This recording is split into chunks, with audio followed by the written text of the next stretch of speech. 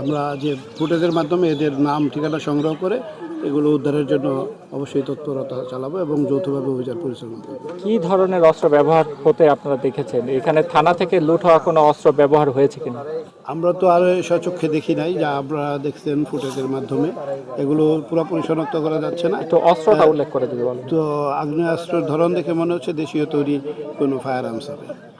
কাউকে আটক করা গেছে কিনা? এখন পর্যন্ত আমরা আটক করতে পারি নাই, অভিযান অব্যাহত আছে। আমরা আরো অভিযান আপনারা কি শুনলেন, কি কেন এই ঘটনা? আমরা জানি যে এই মুন্সিকান্দি গ্রাম, বাহের কান্দি গ্রাম এবং মহেশপুর গ্রাম, মূলত মোল্লাকান্দি ইউনিয়নটি বেশ চরাঞ্চল এবং দুর্গম। এখানে ঐতিহ্যগতভাবে বা বংশ পরম্পরায় তাদের মধ্যে বিরোধ চলমান, এক গ্রামের সাথে আরেক গ্রামের বিভিন্ন বিষয়। এই মূলত তাদের মতবিরোধের কারণেই সেটাকে কালার দিয়ে রাজনৈতিক ভাবে পরিচালনা করার চেষ্টা চলছে। আমি তো জানি না কি হইতেছে বাইরে, পরে বাইরে মতন হামতাম শুনতেছি, শোনার পরে কইতেছে গন্ডগোল লাগছে। কি লিগে গন্ডগোল লাগছে? ওরা মিছিল লিয়ে বাড়ছে। কেন মিছিল লিয়ে আছে? মিছিল করা যাইবো গা, এটা তোর কোনো কিছু না। মিছিল লিয়ে যাইবো করা, ওরা গন্ডগোল করবো কি লিগা?